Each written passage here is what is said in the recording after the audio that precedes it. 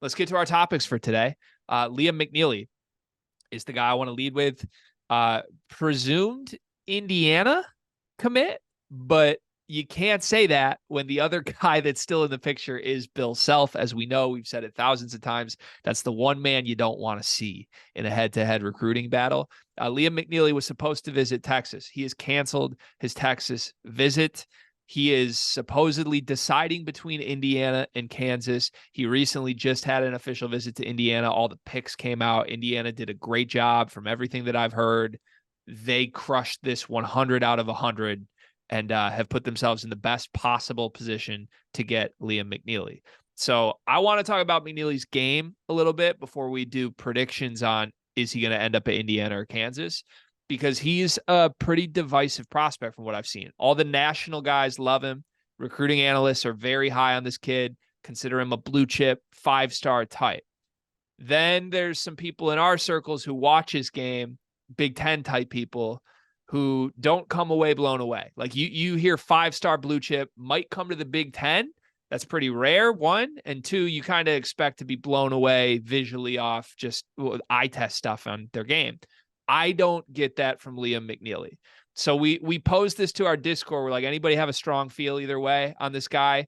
And we got a lot of classic white wing comps. We got some Jake Layman from Basketball Jones. We got some Sam Decker. I believe I threw out my current take, which I need you to talk me off a ledge on. I think he's Cooper Flagg if Cooper Flagg wasn't good at basketball. That's what I get with McNeeley, which is impossible because Cooper Flagg's awesome. And any comparison to Cooper Flagg, you take that guy, no matter how bad he is, if he's compared to Cooper Flagg. But I don't know. I just see like jumbo wing that I'm not sure what he can do. He just looks like he is a smooth guy for how tall he is on the court. You have a crazy comp for Liam McNeeley, and I want you to explain that comp. I said he's Gildan brand Devin Booker.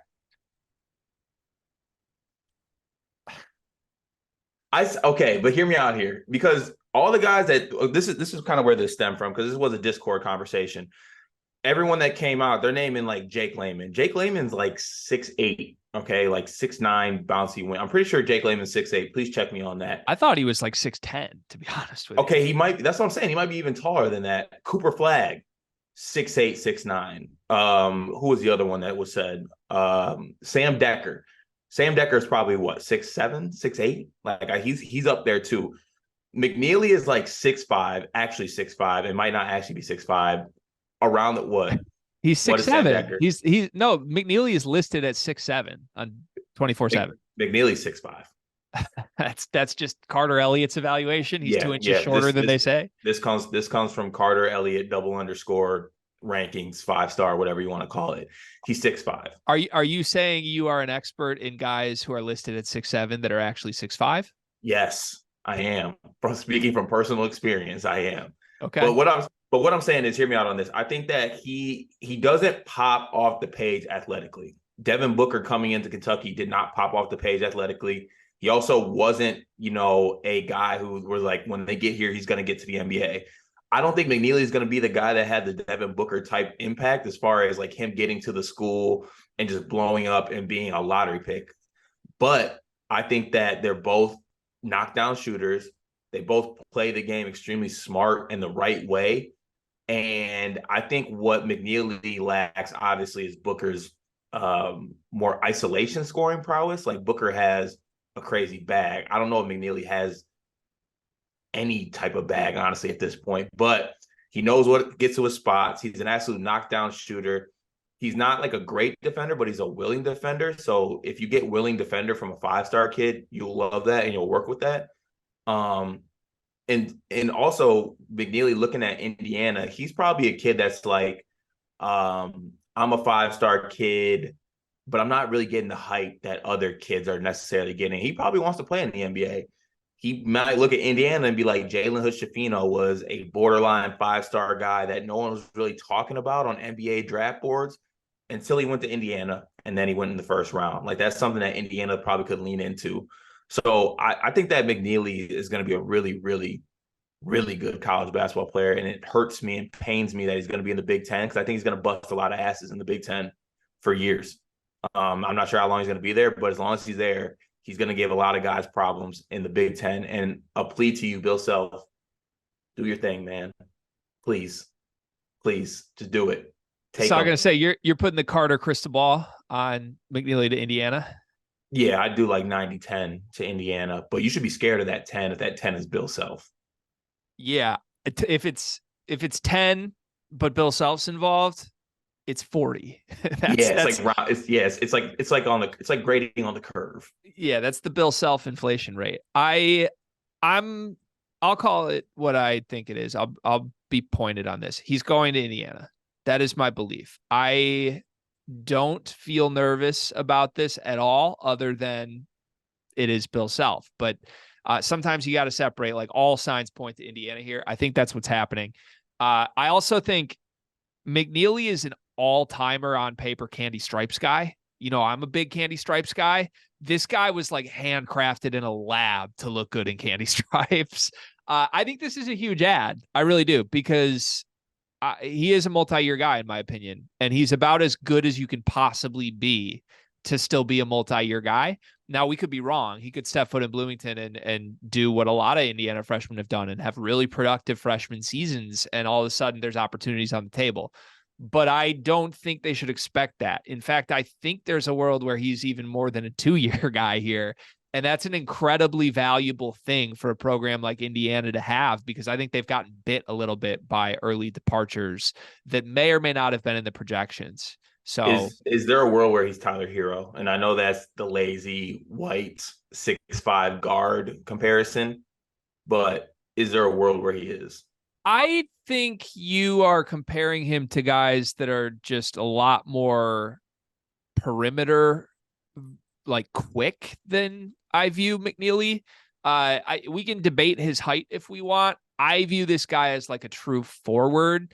I don't, and look, I haven't seen him in person, so maybe I'll be blown away when I do see him in person at some point in Bloomington, but I don't see the speed or the quickness or the footwork stuff that those guards had. Like, even if he can handle a little bit, if you wanted to run him in like some secondary ball handler type stuff, I just think he's kind of slow. Like, I think he's going to have to be a forward to be a wing and be successful. Now, he can be a forward who shoots the shit out of the ball.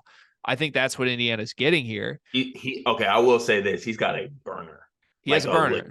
A legit burner. Like best shooter in high school basketball type burner. He has a burner, and even though I'm a little concerned athletically, like he moves fluidly, just not the quickest or most explosive way. So bring out the white buzzwords. No, it's not, because it's not sneaky quick. It's not sneaky anything, because like, I don't know, you just watch him, like you don't even think he should be. I don't know. He's smooth. Can you say sneaky smooth? Like, he's smooth while being kind of slow and non-athletic, which is impressive to me.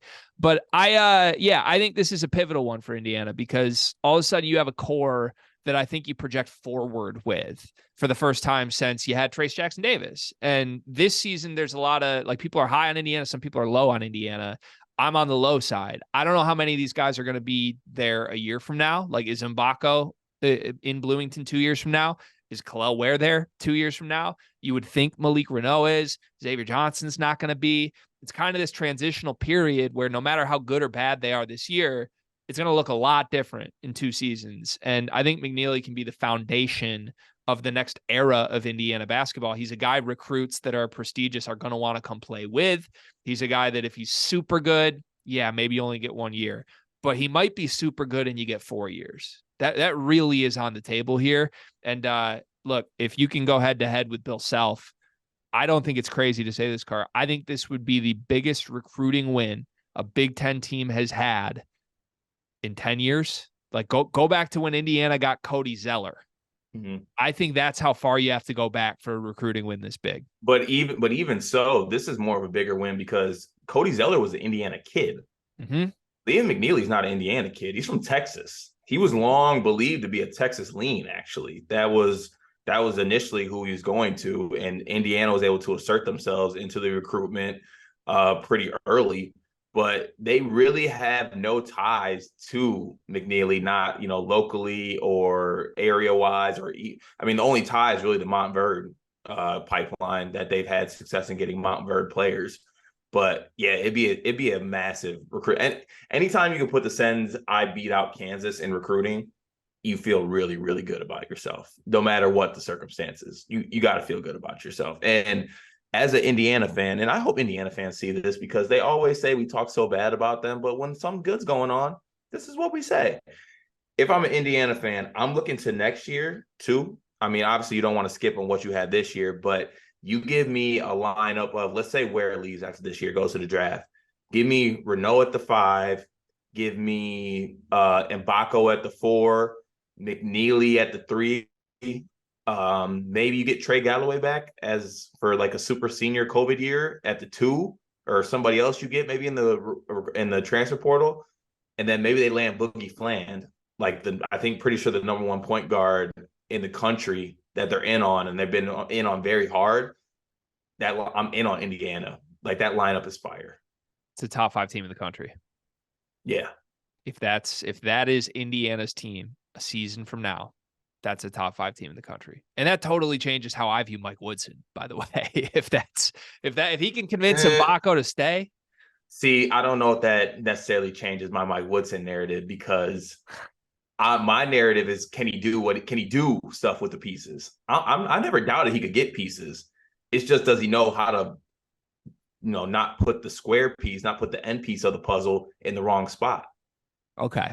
Well, I think there would be more good pieces in that room, in that very nice players room, by the way. We randomly found ourselves in the players room after our trip to Indiana last year. Just kind of one of those like walk in somewhere until someone tells you can't be there things. And you're welcome for that, by the way.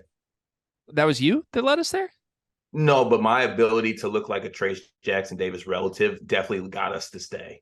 1,000%. Although I kind of look like Trey Galloway's like special needs younger brother a little bit. But anyways, we were in there and I was blown away. One, like we talked to Race real quick. We talked to Trace as they walked by, like, good game, boys, good game.